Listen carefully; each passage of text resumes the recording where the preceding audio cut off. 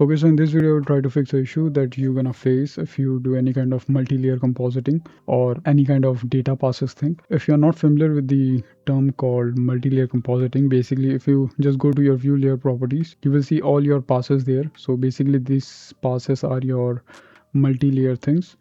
So these are the light passes, and these are the cryptomats, and these are the data pass.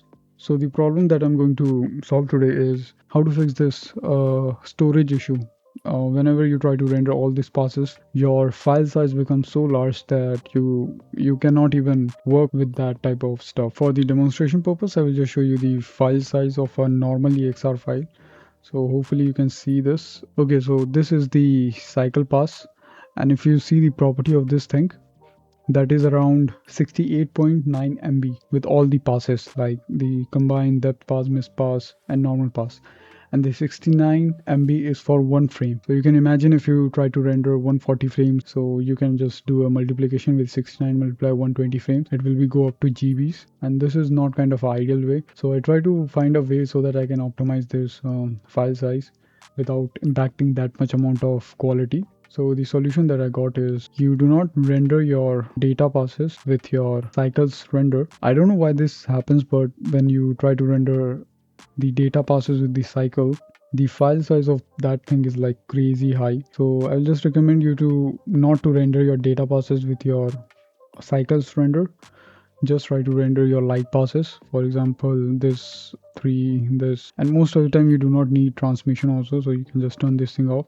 Volumetrics, you can enable emission and ambient occlusion, and all the cryptomats also you can render with. So when you render this thing, the file size of that thing will be around 17.0 MB.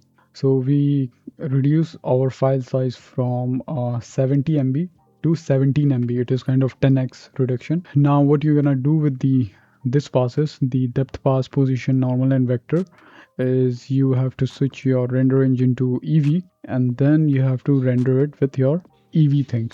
So you just have to disable all the light passes and cryptomats, and then you have to just enable this stuff, vector passes. There is one pass missing, and that is UV pass. For that thing, you can just go to the cycles render and you can render the UV pass. It will not gonna take that much amount of space. The EV pass with this render took around the EV one took almost 10 MB. So the cycles one with all the light passes are around 17 MB plus EV is 10 MB, total 27 MB of storage. Compared to the all cycles pass, it was 70 MB. So we still kind of in the lower side of the stuff. And this is the best way to optimize your renders. You're rendering all the light passes with your cycles render, all the data passes with your EV renders, this one's up one, and all the light passes with the cycles render and the cryptomat also. So by this you will optimize so much amount of memory. And there is also one thing that will also dramatically improve your storage efficiency, and that is if you go to the output section, when you select your open EXR, not this one, multi-layer EXR, and in this one the color depth will not gonna increase or decrease your file size. I tried with both of them and it was giving me similar file size, so you don't have to be worried about this. You can just leave this thing to full, or you can also go with the half one. The main thing is the codec. If you leave this thing like to zip or none or PIS, it will kind of a uncompressed thing, and it will drastically increase your render time. It will be around, so if you render with this zip thing, it will be even higher than the 70 MB, because the 70 MB version that I show you, it was kind of this dua or duap. You can use both of this for the compression. So I rendered that thing with the dua, and after rendering with dua it was giving 70 MB. But if you go with the zip or PIS, it will be around 100 or 130 MB, something like this. So it is crazy high. So do not go with PIS or zip. It is kind of uncompressed, that's why it was so high in hard drive space. But it will not gonna make that much difference. It is very unnoticeable, and you will not gonna have any kind of issues. So just go with the duap or dua. It will completely fix your problems. And the next thing is, this is the quality option. So by default it is at 90%. You have to make this thing 80%, not 80, 50 to 60%. I leave it to 60. So when you do with the 60 thing, I would say there is no difference. If I just show you the difference. All right, so the left image is the 50% and the right one is 100%.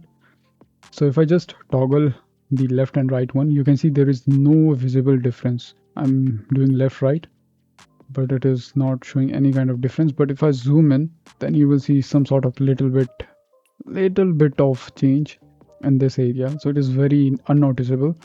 And if you try to render everything with your 50% compression also, it will definitely work.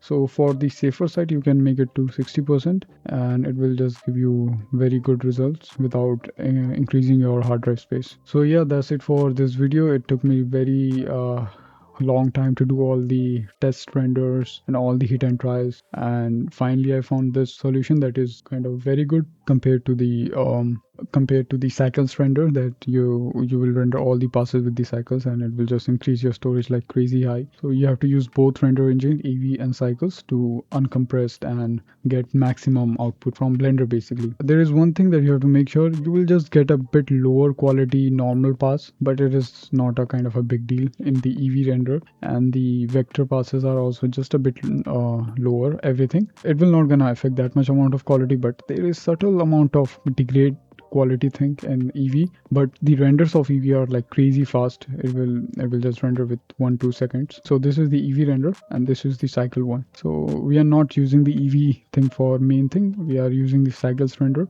But the thing that I want to show you is the normal pass. So if I just go to the normal pass, this is the I think this is the normal pass of Eevee and this is the cycles one. So you can see there the Eevee one has this type of edging issue, but the cycles is kind of clean. You can see there is so much noise in the normal pass and the edges are like wanky. Just trust me, when you use this normal pass, this janky one also in your renders, just to do some edge lights or anything, it will not gonna affect anything. Like it will look absolutely perfect without any kind of issues. You don't need that perfect looking normal pass to do your compositing. That's the thing that I want to just show you. So yeah, that's it for this video. I think this will help you, and thank you for watching.